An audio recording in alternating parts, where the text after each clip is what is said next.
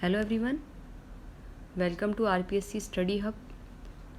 आज हम डिस्कस करेंगे नैनो तकनीक संकल्पना तथा भारत का नैनो मिशन। तो सबसे पहले जान लेते हैं कि नैनो तकनीक होती क्या है। तो मैंने बहुत सारी डेफिनेशन को एक समराइज़ करके 15 वर्ड्स की एक डेफिनेशन बनाई है कि नैनो तकनीक होती क्या है। तो आरएस मेंस के पेपर में अगर आता है तो हम ये डेफिनेशन लिख सकते हैं। परमाणु भौतिकी की वह शाखा जिसमें पदार्थों का आणविक और परमाणविक पैमाने पर नियंत्रित ढंग से जोड़ तोड़ कर अपनी इच्छानुसार नए रूप में परिवर्तन कर लेने को ही नैनो तकनीक कहते हैं। तो ये हो गई हमारी नैनो तकनीक। नैनो तकनीक का जो स्केल होता है यानी नैनो स्केल वो होता है 10⁻⁻⁶ से लेकर 10⁻⁻⁹ मीटर।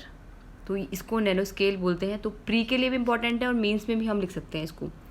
अब ये नैनो जो टेक्निक है वो अवधारणा यानी इसका कंसेप्ट जो है वो सबसे पहले किसने दिया। सबसे पहले अमेरिका के रिचर्ड फिनमैन जो है उन्होंने ये सबसे पहले ये कंसेप्ट दिया कि नैनो तकनीक नैनो तकनीक है, कोई नैनो तकनीक नाम की कोई चीज़ भी है। तो आगे हम देख लेते हैं कि ये नैनो तकनीक जो है इसका जो बैकग्राउंड है वो क्या है। 29 दिसंबर 1959 को प्रसिद्ध भौतिक वैज्ञानिक रिचर्ड फिनमैन ने देयर इज़ प्लेंटी ऑफ रूप एट द बॉटम नामक व्याख्यान में उन्होंने पहली बार नैनो स्तर पर पदार्थ के गुण और उससे बनने वाली वस्तुओं के संभावित विषय पर चर्चा की थी। तो जब जो फिनमैन जो है उन्होंने क्या किया था, देयर इज़ प्लेंटी ऑफ रूप एट द बॉटम, उनका कोई व्याख्यान था, उसमें पहली बार नैनो स्तर के पदार्थ के गुण और उससे बनने वाली वस्तुओं पर क्या की थी, चर्चा की थी। और उसके बाद ही क्या हुआ था, इससे पहले कभी भी नैनो टेक्निक वर्ड जो है वो यूज़ नहीं किया गया था। फिर उसके बाद सबसे पहली बार नैनो टेक्नोलॉजी शब्द का प्रयोग टोक्यो विश्वविद्यालय के नोरियो तानीगुची ने 1974 में किया था। यानी नैनो टेक्नोलॉजी जो वर्ड है उसका यूज सबसे पहले किसने किया था, नोरियो तानीगुची ने। लेकिन नैनो टेक्नोलॉजी को एक विज्ञान के रूप में स्थापित करने का श्रेय अमेरिका के फोर्साइट नैनोटेक संस्थान के एरिक डेक्सलर को जाता है। नैनो टेक्नोलॉजी पर आधारित इनका प्रसिद्ध दस्तावेज engine of creation the coming nano technology 1986 में प्रकाशित हुआ था। तो आप देख सकते हैं सबसे पहले नैनो जो वर्ड है, जो नैनो जो स्तर के जो पदार्थ है उसका जो वर्ड पहली बार जो कंसेप्ट दिया वो दिया रिचर्ड फिनमैन ने जो कि अमेरिका के थे। फिर दूसरी बार टोक्यो विश्वविद्यालय के नोरियो तानीगुची ने नैनो टेक्नोलॉजी शब्द का यूज किया। और फिर उसके बाद नैनो टेक्नोलॉजी का अगर हम बात करें कि एक विज्ञान के रूप में कोई स्थापित करा है तो वो किसने करा है, एरिक डेक्सलर ने। इस तरह नैनो टेक्नोलॉजी का बैकग्राउंड माना जाता है। तो आगे हम देखते हैं कि नैनो टेक्निक जो होती है उसको डिपॉजिट करने नैनो टेक्निक जो होती है वो किस तरह से उसका निर्माण हुआ है, उसके लिए कौन कौन सी अप्रोच आज तक बनी हुई है तो वो भी हम देख लेते हैं। तो नैनो टेक्निक जो है उसके निर्माण के लिए दो टाइप की टेक्निक है। फर्स्ट है टॉप डाउन अप्रोच, सेकेंड है बॉटम अप अप्रोच। तो टॉप डाउन अप्रोच जो है उसके अंदर होती है बड़ी संरचनाओं का उपयोग कर सूक्ष्मतर स्तर की संरचनाओं का निर्माण करना, जबकि बॉटम अप में क्या होता है, सूक्ष्म संरचनाओं को जोड़कर यानी छोटी छोटी संरचनाओं को जोड़कर जटिल और बड़ी संरचनाओं का निर्माण करना, जस्ट अपोजिट। टॉप डाउन में तो हम क्या करेंगे, बड़ी संरचनाएं जो होती हैं उनका उपयोग कर क्या करेंगे, छोटी छोटी संरचनाएं बनाएंगे, जबकि बॉटम अप में छोटी छोटी संरचनाओं को मिलाकर हम बड़ी संरचनाओं का निर्माण करेंगे। ओके, आफ्टर दैट इसमें नैनो कण जो टॉप डाउन अप्रोच है इसमें नैनो कण, नैनो सम्मिश्रण, नैनो मध्यवर्ती संरचनाएं प्राप्त की जाती है। यानी इस टाइप के जो कंटेंट होते हैं वो हम नैनो टॉप डाउन अप्रोच में प्राप्त करते हैं, जबकि बॉटम अप में क्या होता है, पदार्थों को जोड़कर जो नैनो स्तरीय संरचनाएं होती हैं वो प्राप्त की जाती है। इसका टॉप डाउन अप्रोच जो है उसका उपयोग जो है जैसे माइक्रो फैब्रिकेशन एक टेक्निक है उसमें प्रयोग किया जाता है, बुद्धिमान औषधि जो है उसमें प्रयोग किया जाता है, जबकि बॉटम अप अप्रोच है उसका उपयोग नैनो रोबोट में, डीएनए नैनो टेक्नोलॉजी से परिभाषित संरचनाओं के निर्माण में भी इसका प्रयोग किया जाता है। इसके अलावा अगर हम बात करें टॉप डाउन अप्रोच की, उसका उपयोग एक फील्ड एमिशन डिस्प्ले में भी होता है, दूसरा है एटॉमिक लेयर डिपोजिशन में भी होता है, नेक्स्ट है लिथोग्राफी में भी इसका उपयोग होता है। और जबकि बॉटम अप अप्रोच है ये क्या करती है, आणविक स्व संयोजन में भी इसका उपयोग किया जाता है। तो इस तरह हम देख सकते हैं कि टॉप डाउन अप्रोच और बॉटम अप अप्रोच जो है वो इस तरह से इसको समझा जा सकता है। नेक्स्ट हम देखते हैं नैनो टेक्निक जो है उसकी विशेषताएं। नैनो टेक्निक जो है उसकी विशेषताएं क्या क्या हैं। नैनो टेक्निक में क्या होता है, अणुओं के व्यवहार का विज्ञान, जिसमें सूक्ष्म संरचनाओं की आकृति को जाना जाता है। अणु जो है वो किस तरह से व्यवहार करते हैं, उसमें छोटी छोटी संरचनाएं जो होती है उसकी क्या आकृति होएगी, इसको जाना जाता है। नेक्स्ट हम देख लेते हैं नैनो विज्ञान पर परंपरागत भौतिकी और क्वांटम भौतिकी, इन दोनों के नियम जो होते हैं वो लागू होते हैं, यानी हम मनचाहा गुण प्राप्त कर सकते हैं। जो हमारी ट्रेडिशनल जो फिजिक्स है वो भी, प्लस में हमारी क्वांटम जो फिजिक्स है, इन दोनों के नियम इस पर क्या हो रहे हैं, अप्लाई हो रहे हैं। तो हमें कोई भी गुण प्राप्त करना है, किसी भी टाइप का जो पदार्थ प्राप्त करना है तो हम प्राप्त कर सकते हैं। नैनो स्तर पर सामग्री के सामान्य भौतिक, रासायनिक, वैद्युत, जैविक और ऑप्टिकल विशेषता अलग अलग तरह से व्यवहार करते हैं और क्वांटम भौतिकी के नियमों का पालन करते हैं। तो लगभग ऊपर वाले पॉइंट की तरह ही है, लेकिन इसका डिफरेंस ये हो गया कि सामग्री के सामान्य भौतिक, रासायनिक, विद्युत, जैविक जितने भी गुण हैं वो क्या है, अलग अलग तरह से व्यवहार करते हैं और साथ में क्वांटम भौतिकी को भी फॉलो कर रहे हैं। तो यानी ट्रेडिशनल जो भौतिकी है वो भी इसको भी फॉलो कर रहे हैं और क्वांटम भौतिकी है उसको भी फॉलो कर रहे हैं। नेक्स्ट पॉइंट है नैनो स्केल पर पदार्थ के भौतिक, रासायनिक व जैविक गुण परमाणु या अणु स्तर पर पदार्थ के गुणों या पदार्थ की व्यापक मात्रा के गुणों से भिन्न होते हैं। उदाहरण के लिए तांबा क्या है, अपारदर्शी होता है नॉर्मली तो, बट नैनो स्तर पर क्या होता है, ये पारदर्शी हो जाता है। सोना क्या होता है, सामान्यतः अक्रिय धातु होता है, यानी किसी भी धातु में रिएक्ट नहीं करता है, जबकि नैनो स्तर पर क्या होता है, ये आदर्श उत्प्रेरक की भूमिका निभाता है। तो जस्ट अपोजिट गुण जो है वो बिल्कुल अपोजिट हो गए। जैसे तांबा अपारदर्शी था तो पारदर्शी हो जाता है, जबकि सोना अक्रिय धातु तो जबकि वो सक्रिय उत्प्रेरक की भूमिका निभाता है। तो इस तरह से चेंजेज हो जाता है नैनो टेक्निक से। यह जांच और अनुप्रयोग का एक बहुविषयक और अंतःविषयक क्षेत्र है। नैनो प्रौद्योगिकी अपनी कई विशेषताओं के कारण जीव विज्ञानी, भौतिकविद, इंजीनियर, डॉक्टर के लिए नैनो पैमाने पर पदार्थों का अध्ययन करने के लिए एक अंतःविषयक क्षेत्र बन चुका है। तो जब भी अगर मेंस में, आरएस मेंस में जब भी कभी पूछा जाता है कि नैनो तकनीक की विशेषताएं क्या क्या हैं, तो ये विशेषताएं लिखी जा सकती हैं।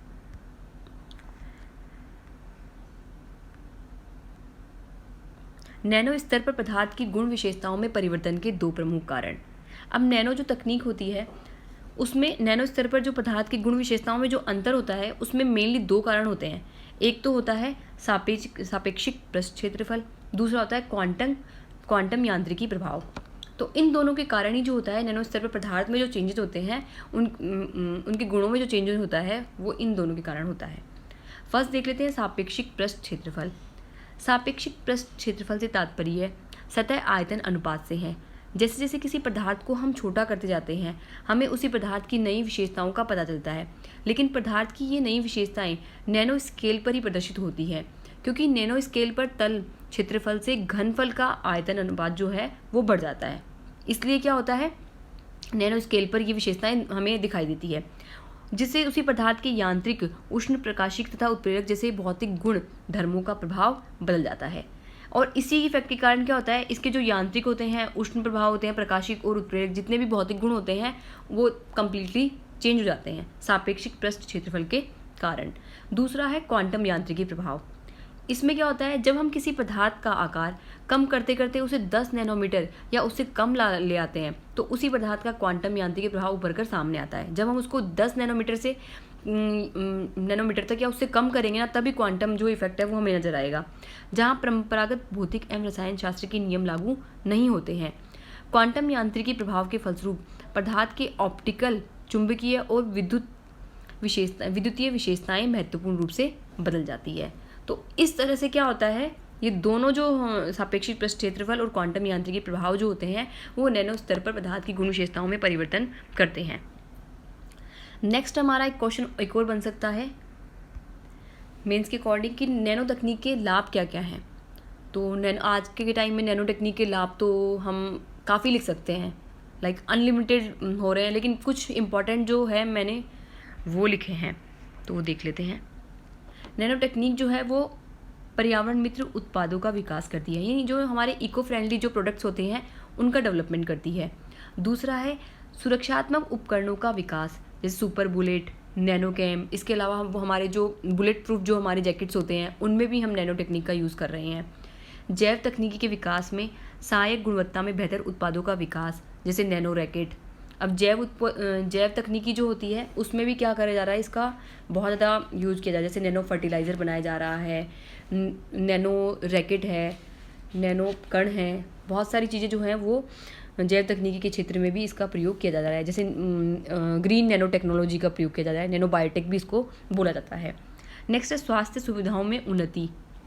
स्वास्थ्य के क्षेत्र में भी क्या हो रहा है, नैनो टेक्निक के लाभ बढ़ते जा रहे हैं। जैसे कि हमारी नैनो मेडिसिन हो गई, नैनो ट्यूब्स हो गई, नैनो बोट्स हो गई, क्वांटम डोट्स हो गए, और बुद्धिमान औषधि भी इसका एक एग्जाम्पल है। नैनो चुंबक हम बना रहे हैं, AMT DX बॉक्स, ये सब क्या हो गए हमारे एक तरह से स्वास्थ्य सुविधाओं में उन्नति के प्रचारक हैं। उसके अलावा है ऊर्जा की बचत, LED नवीकरणीय ऊर्जा स्रोतों का विकास। अब हम ऐसे LED बनाए जा रहे हैं और ऐसे नवीकरणीय ऊर्जा स्रोतों का विकास किया जा रहा है जो कि क्या हो गए, ऊर्जा की खपत भी कम करेंगे और लाइटिंग जो है वो ज़्यादा टाइम के लिए भी देंगे। तो ये भी हम बनाए जा रहे हैं। साथ ही ईंधन की बचत, बेहतर दहन प्रक्रिया, निम्न जीवाश्म ईंधन निर्भरता, जेनेटिक सुधारों के माध्यम से कृषि उत्पादकता में वृद्धि की जा रही है। तो हम क्या कर रहे हैं, ईंधन की बचत भी कर रहे हैं, साथ में बेहतर दहन प्रक्रिया वाले ऐसे उपकरण भी बना रहे हैं। जल शोधन और सीवेज ट्रीटमेंट में सहायता भी इससे मिल रही है। अब जल जो हमारा शोधन है उसके लिए हमने जैसे टॉक्सिक मेटल्स बनाए हैं, पेपर टॉवल जिसको बोलते हैं। उसके अलावा जो ऑयल स्पिल हो जाता है, तेल रिसाव को रोकने के लिए हमने नैनो फिल्टर, नैनो रोबोट्स, इस टाइप के प्रोडक्ट्स भी बनाए हैं। सस्ते सोलर सेल के निर्माण में भी ये सहायक है। सस्ते सोलर का निर्माण जो है वो भी बना रहा है। साथ में नैनो अभियांत्रिकी बैटरी, चांदी के नैनो कण, नैनो जो स्विच है वो बनाए जा रहे हैं। नैनो आयोनिक्स जो है वो आज के टाइम में काफ़ी उभरता हुआ नज़र आ रहा है। तो ये नैनो टेक्निक के डिफरेंट प्रोज हो गए। नेक्स्ट हम देख लेते हैं नैनो टेक्नोलॉजी जो है इसका पूर्ण लाभ लेने के लिए कौन से घटक जो हैं वो इम्पॉर्टेंट है। तो अगर हमें नैनो टेक्नोलॉजी का लाभ लेना है तो 3 फैक्टर जो हैं वो काफ़ी इंपॉर्टेंट हो जाते हैं, तो वो देख लेते हैं। नैनो टेक्नोलॉजी की क्षमता का पूर्ण लाभ लेने के लिए नैनो उपकरणों, नैनो पदार्थ को आवश्यकता के अनुरूप डिज़ाइन करना आवश्यक है। इस संदर्भ में 3 घटक महत्वपूर्ण है। प्रत्येक परमाणु को सही स्थान पर रखा जाए, फर्स्ट तो ये हो गया। दूसरा है संरचना का निर्माण भौतिक शास्त्रीय सिद्धांतों के अनुरूप ही किया जाए ताकि आणविक स्तर पर इनकी व्याख्या तथा अनुप्रयोग संभव हो। तीसरा है किसी भी वस्तु के निर्माण की लागत उसमें प्रयुक्त पदार्थ एवं ऊर्जा से अधिक ना हो। यानी 3 इंपॉर्टेंट, एक तो फर्स्ट हो गया कि जो परमाणु जिस जगह पर है उसको वहीं रखा जाए। दूसरा हो गया कि जब हम संरचना का निर्माण कर रहे हैं तो हमारे जो भौतिक शास्त्रीय सिद्धांत है, जो हमारे फिजिक्स के जो प्रिंसिपल्स है उसके अकॉर्डिंग ही किया जाए और इनका जो उपयोग है वो आणविक स्तर पर ही इनकी व्याख्याएं हो और उनका जो एप्लीकेशन है वो भी उसी तरह से अप्लाई हो। और किसी भी वस्तु के निर्माण में जो लागत आ रही है उसमें प्रयुक्त जो पदार्थ और ऊर्जा से क्या होना चाहिए वो अधिक नहीं होनी चाहिए। तो ये 3 वे जो है वो हम देख सकते हैं जब हमें डिज़ाइन करना हो नैनो पदार्थ को। अब नैनो तकनीक की जो समस्याएं हैं या फिर नैनो तकनीक से जो संभावित खतरे भी हैं। अब कोई भी टेक्निक होती है उसके प्रॉज होते हैं तो कॉन्स भी होते हैं। कोई भी टेक्निक होती है वो अच्छी भी होती है तो बुरी भी होती है। तो नैनो टेक्निक के कुछ संभावित खतरे भी हैं जिनको हमें देख लेना चाहिए। संभावित खतरों में ये होता है, सबसे पहला है स्वास्थ्य एवं पर्यावरणीय मुद्दे। स्वास्थ्य संबंधित मुद्दे और पर्यावरण संबंधी मुद्दे भी हैं। अभिशासन संबंधी मुद्दे मतलब गवर्नेंस से संबंधित मुद्दे भी हैं कि किस तरह से इसको गवर्नेंस किया जाए नैनो टेक्निक से, क्योंकि अभी क्या है नैनो टेक्निक इंडिया में डेवलपिंग स्टेज में ही है। ऐसे उपकरणों का विकास करना कठिन जो नैनो स्तर पर जोड़ तोड़ कर सके। अभी मतलब ऐसे उपकरणों का विकास भी नहीं हुआ है कि जो नैनो स्तर पर आसानी से जोड़ तोड़ कर सके, तो ये भी एक समस्या है। नैनो स्तर पर पदार्थ के मौलिक गुणों को बनाए रखना एक चुनौती होती है, क्योंकि क्या होता है जब पदार्थ को बनाया जाता है तो कभी कभी नैनो पदार्थ को जब बनाते हैं हम तो उसका जो मौलिक गुण है, जो उसका जो बेसिक जो फीचर्स हैं वो क्या होते हैं वो कई बार चेंज हो जाते हैं, तो उसको बनाए रखना सबसे बड़ी चुनौती होती है। पदार्थ के परमाणविक स्तर पर पहुंचना मुश्किल। पदार्थ का जो परमाणु लेवल जो होता है वो काफ़ी नीचे छोटा होता है, तो उस लेवल तक पहुंचना कई बार मुश्किल हो जाता है कि कैसे किस तरह से हम नैनो पदार्थों का निर्माण करें। और काफ़ी महंगी तकनीक है, कॉस्टली टेक्निक है। प्रशिक्षित मानव संसाधन की कमी। अब इसमें क्या है, अभी प्रशिक्षित जो ट्रेनिंग जो है मानव संसाधन हमारे पास, उनको ट्रेनिंग की कमी भी है, क्योंकि वो अभी क्या है टोटली ट्रेंड नहीं है कि नैनो टेक्निक के क्षेत्र में वो एकदम एडवांस नहीं है जैसे कि अदर कंट्रीज़ में है। सूक्ष्म आकार शरीर में गंभीर स्वास्थ्य समस्याएं उत्पन्न कर सकता है। अब कोई भी चीज़ का सूक्ष्म जो कोई भी छोटा रूप होता है वो शरीर में कभी कभी गंभीर प्रॉब्लम भी कर सकता है, जैसे स्वास्थ्य संबंधित प्रॉब्लम। जैसे हम बुद्धिमान औषधि लेते हैं तो हो सकता है उसका साइड इफेक्ट भी हो जाए, तो वो चीज़ हो जाती है कई बार। अजैव निम्नीकरण होने के कारण पर्यावरण के लिए नई चुनौती। अब नैनो जो पार्टिकल्स हैं, नैनो जो उत्पाद हैं, वो क्या होते हैं, अजैव निम्नीकरण होते हैं। तो उसके कारण क्या होता है कि वो कभी उनका वो बायोडिग्रेडेबल होते ही नहीं है। तो एक लगातार पर्यावरण बने रहने से क्या है, पर्यावरण के लिए एक चुनौती बने हुए हैं। बड़े कणों की तुलना में अत्यधिक विषैले होते हैं ये। फसलों में विकृति कारक कोशिका को क्षतिग्रस्त करने की संभावनाएं भी इनमें होती है। तो इस तरह से नैनो टेक्निक जो है वो समस्याएं उत्पन्न कर सकती है। नेक्स्ट हम देख लेते हैं भारत का नैनो मिशन, जो कि हमारे सिलेबस का पार्ट भी है, अलग से मेंशन किया हुआ है भारत का नैनो मिशन। तो इस पे भी क्वेश्चन बन सकता है। भारतीय नैनो प्रौद्योगिकी के जनक, तो भारतीय प्रौद्योगिकी के जनक कौन है, CN राव। मतलब सबसे पहले जो भारत में नैनो टेक्नोलॉजी है उसका डेवलपमेंट या उसका जो जनक माना जाता है वो CN राव को माना जाता है।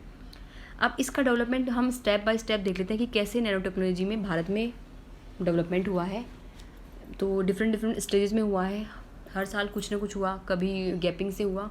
तो फर्स्ट 2001 में nano science technology initiative NSTI इसका एस्टेब्लिशमेंट किया गया, यानी इसकी स्थापना की गई CN राव के द्वारा, CN राव की सिफारिश पर या CN राव के सुझाव पर नैनो साइंस टेक्नोलॉजी इनिशिएटिव की स्थापना की गई। उसके बाद 2007 में राष्ट्रीय नैनो विज्ञान एवं प्रौद्योगिकी मिशन प्रारंभ किया गया। ये काफ़ी इंपॉर्टेंट मिशन है क्योंकि इसके बाद ही भारत में नैनो टेक्निक के पदार्थों के निर्माण में प्रगति आई, यानी भारत नैनो टेक्निक के निर्माण में काफ़ी आगे बढ़ा। पूर्व राष्ट्रपति डॉक्टर APJ अब्दुल कलाम की सलाह पर ये राष्ट्रीय नैनो विज्ञान एवं प्रौद्योगिकी मिशन बनाया गया था। इसके तहत नैनो मिशन परिषद भी बनाई गई। सूचना एवं संचार प्रौद्योगिकी को पहले से ही स्वयं समाहित करने वाली नैनो टेक्नोलॉजी भविष्य का क्षेत्र है, ये APJ अब्दुल कलाम ने ऐसा कहा, और तभी हमने राष्ट्रीय नैनो विज्ञान एवं प्रौद्योगिकी मिशन प्रारंभ किया। उसके बाद 2009-10 में 33 नई परियोजनाएं भारत और जापान के सहयोग से प्रारंभ की गई थी।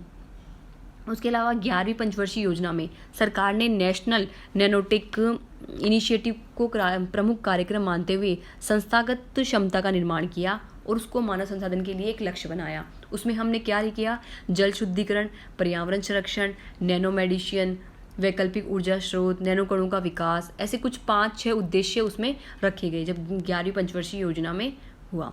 इसमें मैंने मेंशन नहीं किया है बट मुझे रिमेंबर है। 12वीं पंचवर्षीय योजना में क्या हुआ, 64 मिशन मोड परियोजनाएं भारत और जापान, जर्मनी, रूस के सहयोग से प्रारंभ की गई थी 12वीं पंचवर्षीय योजना में। और साथ ही IIT Madras, BHU, DRD, nano संस्थान मुंबई और चंडीगढ़ द्वारा इस पर अनुप्रयोग भी किए गए। साथ ही nano filter, carbon nano tubes और नैनो रोबोट्स, नैनो प्रसार, नैनो बोट्स और नैनो मिशन से संबंधित विभिन्न प्रकार के पदार्थ भी बनाए गए थे 12वीं पंचवर्षीय योजना में। और इससे पहले का जो फेज़ था 12वीं पंचवर्षीय योजना से पहले का, उसको हम फर्स्ट फेज बोला जाता है।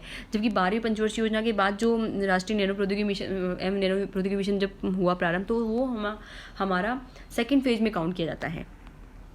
IIT Madras, BHU, DID nano संस्थान नैनो उपकरण अनुसंधान पर कार्य भी कर रहे हैं। मुंबई, बेंगलुरु में नैनो प्रौद्योगिकी केंद्र की स्थापना भी की गई है। नैनो प्रौद्योगिकी के क्षेत्र में कार्य करने वाले वैज्ञानिक अजय सूद, यमुना कृष्णन आदि है। तो अजय सूद और यमुना कृष्णन जो है वो नैनो टेक्नोलॉजी में काफ़ी काम कर रहे हैं वर्तमान में। नेक्स्ट हम देख लेते हैं राष्ट्रीय नैनो विज्ञान एवं नैनो प्रौद्योगिकी मिशन। ये काफ़ी इम्पॉर्टेंट है। राष्ट्रीय नैनो विज्ञान एवं नैनो प्रौद्योगिकी मिशन ये काफ़ी इंपॉर्टेंट है, एग्जाम में पूछा जा सकता है। ये 12वीं पंचवर्षीय योजना के तहत प्रारंभ किया गया था। इसका जो नया इनिशिएटिव है वो सेकंड फेज का पार्ट है। लॉन्च जो है ये मिशन 2007 में हो चुका था, लेकिन यानी 2007 में लॉन्च हो चुका था ये मिशन, लेकिन इसका जो अम्ब्रेला प्रोग्राम जो है बाद में जो इसके जो उद्देश्य बनाए गए, 5 उद्देश्य बनाए गए, वो बाद में बनाए गए 12वीं पंचवर्षीय योजना में। तो हम देख लेते हैं। यह नैनो टेक्नोलॉजी की क्षमता का सृजन करने के लिए एक अम्ब्रेला प्रोग्राम है जिसमें देश में अनुसंधान के क्षेत्र में समग्र विकास एवं क्षमता की परिकल्पना की गई है। इसके 5 उद्देश्य हैं। फर्स्ट है आधारभूत अनुसंधान को बढ़ावा देना। आधारभूत अनुसंधान से मतलब ये हो गया कि जो हमारा नैनो स्तर पर जो भी हम नियंत्रण कर रहे हैं, जो भी पदार्थ बना रहे हैं, उस पदार्थों का परिचालन जो है वो सक्षम तरीके से हो। ठीक है, और उनका जो है वो बेसिक रूप से यानी आधारभूत समझ वाले जो है ना, उनका अनुसंधान किया जाए, उनका अध्ययन किया जाए, उनका वित्त पोषण किया जाए, साथ में उत्कृष्टता केंद्रों का निर्माण किया जाए। उससे क्या हो कि आधारभूत जो अनुसंधान है उसको बढ़ावा मिले, जो हमारा बेसिक जो रिसर्च है यानी इसका जो हमारा बेसिक स्ट्रक्चर जो है उसका अध्ययन हमें आसानी से बढ़ावा मिले। तो इसके लिए हम क्या करें, उत्कृष्टता केंद्रों का निर्माण करें।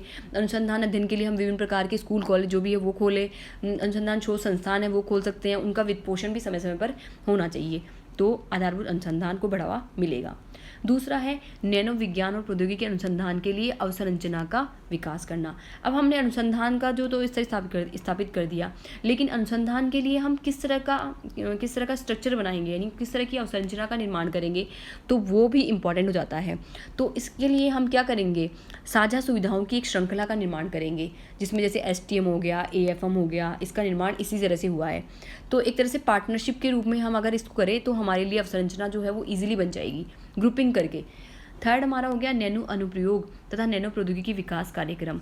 फिर जब हम ऐसा कर लेंगे उसके बाद हम क्या करेंगे कि नैनो टेक्निक के जितने भी एप्लीकेशंस हैं और नैनो प्रौद्योगिकी को विकास के लिए जो भी जितने भी कार्यक्रम होते हैं वो अधिक से अधिक हम उनको बढ़ावा देंगे, जैसे उनको प्रोत्साहन देंगे, नैनो के जो अनुप्रयोग है उनको बढ़ावा देंगे, नैनोटेक जो बिजनेस इनक्यूबेटर है उनकी स्थापना करेंगे, रिसर्च एवं डेवलपमेंट PPP पार्टनरशिप लाएंगे, इसके अलावा प्रौद्योगिकी विकास के केंद्र स्थापित करेंगे। इस तरह से हम अलग अलग तरह के इनिशिएटिव इसमें लाएंगे, जिससे क्या हो, नैनो के अनुप्रयोग भी हो और उसके विकास कार्यक्रम को बढ़ावा भी मिले। उसके बाद हम करेंगे मानव संसाधन विकास। मानव संसाधन विकास में हम क्या करेंगे, शोधकर्ताओं को प्रभावी शिक्षण देंगे, साथ ही उनको प्रशिक्षण, उनको प्रॉपर ट्रेनिंग दी जाएगी नैनो टेक्निक से संबंधित। इससे क्या होगा, फेलोशिप प्रदान की जाएगी, उनको फेलोशिप प्रदान। इससे क्या होगा कि मानव संसाधन जो है वो क्या होगा, हमारा स्ट्रॉन्ग बनेगा, उनमें ट्रेनिंग होगी तो वो नैनो टेक्निक से संबंधित और शोध कर पाएंगे और हमारे मानव संसाधन की कैपेसिटी भी क्या होगी, इंक्रीज होएगी।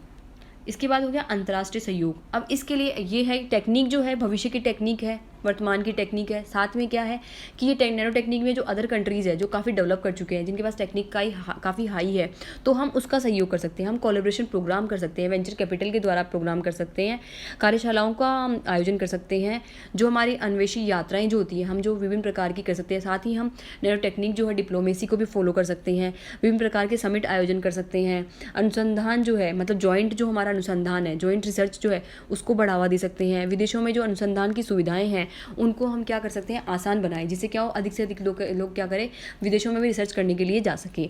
साथ में ही क्या हो, एकेडमिक जो हमारी पार्टनरशिप है उसको भी बढ़ावा दिया जा सके। इसी के तहत हमने USA के साथ में हमने DST कार्यक्रम भी चलाया है। इसी कोलैबोरेशन के तहत हमने USA के साथ क्या किया गया है, कोलैबोरेशन भी किया गया है। अब एक नोट है, नोट ये है कि विज्ञान एवं प्रौद्योगिकी विभाग जो हमारा DST डिपार्टमेंट है वो नैनो मिशन हेतु क्या एक नोडल एजेंसी है, मतलब सारा कंट्रोल जो है नैनो मिशन से रिलेटेड वो विज्ञान एवं प्रौद्योगिकी विभाग के पास ही है। अब हम देख लेते हैं भारत द्वारा नैनो तकनीक के क्षेत्र में विकास कौन कौन से हुए हैं। अब तक के विकास देख लेते हैं, किस तरह से नैनो क्षेत्र में विकास किए जा रहे हैं। सबसे पहला है DST की स्थापना 2007 में हुई थी, department of science and technology द्वारा नैनो टेक्निक के क्षेत्र में। फिर सेंटर ऑफ एक्सीलेंस की स्थापना, सेंटर ऑफ एक्सीलेंस के लिए क्या किया गया, हमें उत्कृष्टता केंद्रों का निर्माण किया गया, जैसे कि कंप्यूटेशनल मटेरियल साइंस बेंगलोर में उत्कृष्टता केंद्र बनाया गया है, जिसको हम JNCASR भी बोलते हैं। ओके, उसके बाद में हमने क्या किया, 11 कोर ग्रुप्स भी बनाए हैं नैनो साइंस पर। उसके अलावा ऑप्टिकल ट्वीज़र का निर्माण किया गया है। उसके अलावा एटॉमिक फोर्स माइक्रोस्कोप AFM का निर्माण किया गया है। ट्रांसमिशन इलेक्ट्रॉन का निर्माण किया गया है, ट्रांसमिशन माइक्रोस्कोप जो है उसका निर्माण किया गया है। Micro array spotter and scanner का निर्माण किया गया है। स्कैनिंग ट्यूनलिंग माइक्रोस्कोप STM का निर्माण किया गया है। इसके अलावा जो है जो हमारा PPP है या joint institution industry, public private partnership और जॉइंट इंस्टीट्यूशन इंडस्ट्री जो है इसको भी बढ़ावा दिया गया है। इसमें क्या होता है कि कोई डिवाइस का विकास करना है, उसके लिए पब्लिक पार्टनरशिप के अकॉर्डिंग जो है हम इसमें कमर्शियल प्रॉफिट भी ले सकते हैं, साथ में नैनो टेक्निक को और भी डेवलपमेंट हम कर सकते हैं। तो गाइस प्लीज़ मुझे कमेंट बॉक्स में ज़रूर बताइएगा कि ये वीडियो मुझे मेरा कैसा लगा। Thank you for watching. Please subscribe the channel. Thank you for watching this video.